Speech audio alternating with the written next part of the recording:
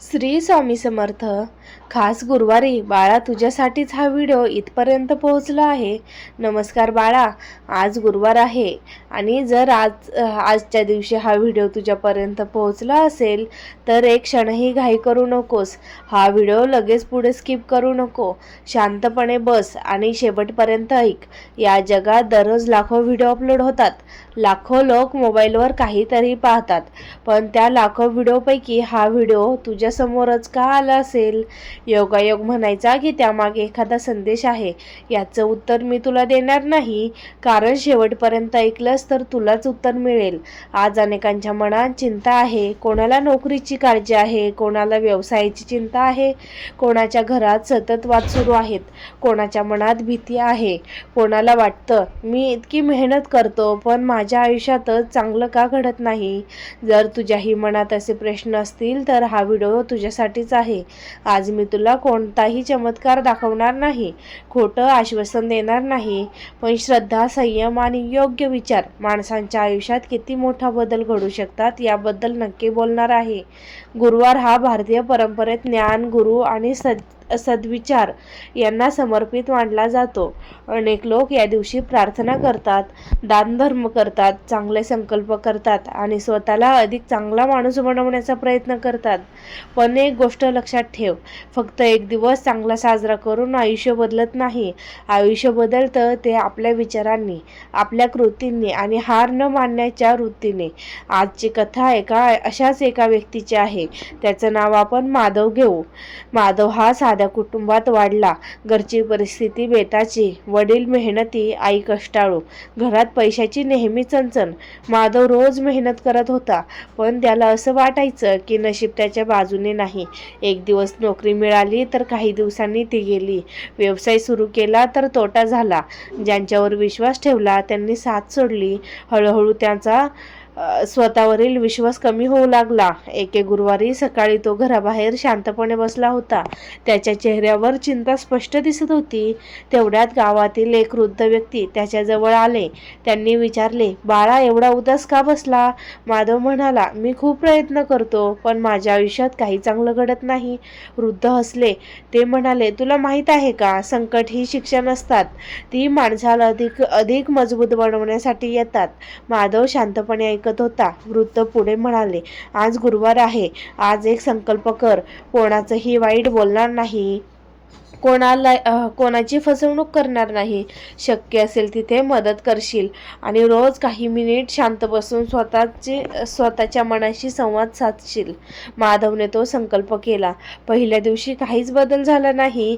पहिल्या आठवड्यात काही मोठा फरक पडला नाही, पण एक बदल नक्की झाला. त्याच्या मनातील भीती कमी होऊ लागली. तो अधिक शांत झाला. लोकांशी प्रेमाने बोलू लागला. काम अधिक मन लावून करू लागला. हळूहळू लोक त्यांच्यावर विश्वास ठेवू लागले आणि तिथून त्यांच्या आयुष्यात बदलाची खरी सुरुवात झाली. पण पुढे जे घडलं त्याची कल्पना माधवने केली नव्हती. गुरुवारचा संकल्प आणि आयुष्यातील मोठा बदल. माधवने त्या वृद्ध व्यक्तीचे शब्द मनावर घेतले. त्याला माहिती होते की आयुष्यात एक दिवसात बदलणार नाही, पण तो आता रोज सकाळी उठल्यावर एकच प्रार्थना करू लागला, हे देवा, मला योग्य विचार दे, योग्य निर्णय घेण्याची बुद्धी दे, कोणाचं वाईट नको आणि माझ्याकडूनही कोणाचं वाईट होऊ नये. दिवस जात होते. सुरुवातीला काहीच बदल दिसत नव्हता. घरची परिस्थिती तशीच होती, कर्ज तसंच होतं, काम मिळत होतं पण पुरेसं नव्हतं. एक दिवस त्याच्या आईने विचारलं, बाळा, तू रोज एवढा शांत का बसतोस? माधव हसत म्हणाला, आई, आधी मी फक्त नशिबाला दोष द्यायचो, आता मी स्वतःला बदलण्याचा प्रयत्न करतोय. आईच्या डोळ्यात पाणी आलं. ती म्हणाली, हेच खरं धन आहे रे बाळा. त्या दिवसापासून माधव प्रत्येक गुरुवारी गरजूंना शक्य तितकी मदत करू लागला. कधी एखाद्या भुकेलेल्या माणसाला जेवण, कधी एखाद्या वृद्धाला आधार, तर कधी एखाद्याशी फक्त प्रेमाने बोलणे. त्याला समजू लागलं की मदत नेहमी पैशांचीच करावी लागते असं नाही. एक दिवस गावातील एक व्यापाऱ्याने त्याला कामाची संधी दिली. माधवने पूर्ण प्रामाणिकपणे काम सुरू केलं. काही महिन्यातच व्यापाऱ्याच्या त्याच्यावर इतका विश्वास बसला की त्याने मोठी जबाबदारी त्याच्याकडे दिली. लोक म्हणू लागले, माधवचं नशीब बदललं. पण माधवला माहिती होतं, नशीब एका रात्रीत बदलत नव्हतं.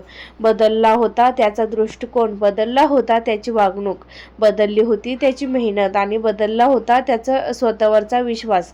मित्रांनो, इथे एक गोष्ट समजून घ्या. फक्त गुरुवार आला म्हणून किंवा फक्त प्रार्थना केली म्हणून आयुष्य आपोआप बदलत नाही.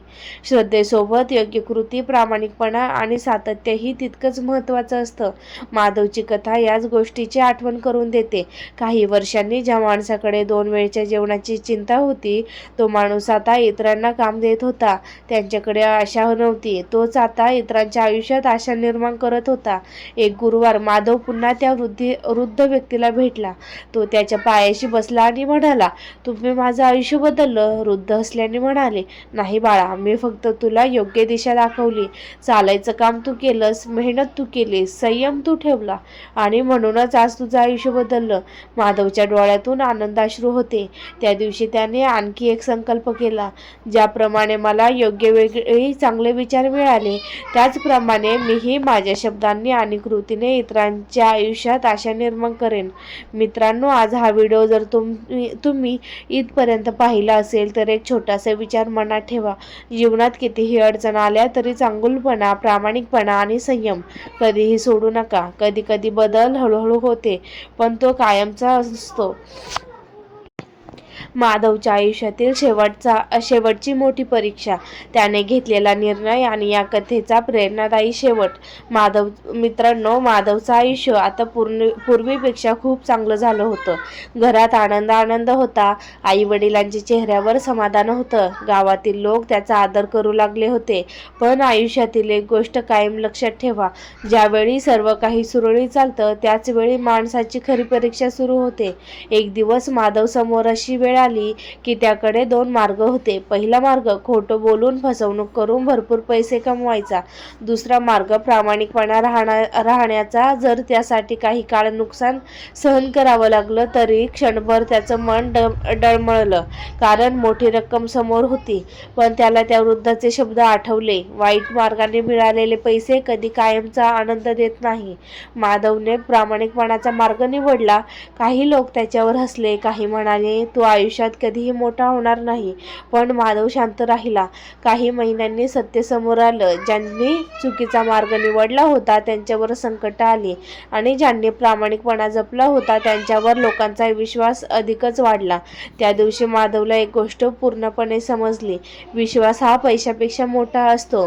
त्या दिवसानंतर तो प्रत्येक गुरुवारी स्वतःसाठी एकच प्रार्थना करू लागला, माझ्या मनात चांगले विचार राहू दे, माझ्या हातून चांगली कामं होऊ दे आणि संकट आलं तरी योग्य मार्ग सोडून देऊ नको. मित्रांनो, आज तुम्ही हा व्हिडिओ पाहत असाल तर कदाचित तुमच्या आयुष्यात काही अडचणी असतील, कदाचित तुम्ही निराश असाल, कदाचित तुम्हाला वाटत असेल की आता काहीच बदलणार नाही. पण लक्षात ठेवा, प्रत्येक रात्रीनंतर सकाळ होते, प्रत्येक संकटानंतर नवी संधी येते आणि प्रत्येक माणसाला आयुष्यात स्वतःला बदलण्याची संधी नक्की मिळते. गुरुवार आपल्याला एवढा संदेश देतो, ज्ञान घ्या, चांगले विचार ठेवा, वडीलधाऱ्यांचा आदर करा, गरजूंना मदत करा आणि कोणाचंही वाईट करू नका. असं केल्याने आयुष्यात प्रत्येक समस्या लगेच नाहीशी होईल असं नाही, पण तुम्ही त्या समस्यांना अधिक धैर्याने सामोरे जाऊ शकाल. आजचा हा व्हिडिओ जर तुझ्या मनाला थोडासाही स्पर्श करून गेला असेल तर आजपासून एक छोटासा संकल्प कर. राग कमी कर, खोटं बोलणं टाळ, आई वडिलांचा आदर कर, मनापासून मेहनत कर आणि रोज काही मिनिटे शांत बसून स्वतःशी संवाद साध. कदाचित हाच तो बदल असेल जो तुझ्या आयुष्यात नवी दिशा देईल. शेवटी, जर आज गुरुवारी हा व्हिडिओ तुझ्यापर्यंत पोहोचला असेल तर त्यातून प्रेरणा घे, श्रद्धा ठेव, पण त्यासोबत प्रामाणिकपणा प्रयत्नही कर. कारण श्रद्धा आणि कर्म एकत्र आले तर माणूस स्वतःपेक्षा मोठा बदल घडू शकतो.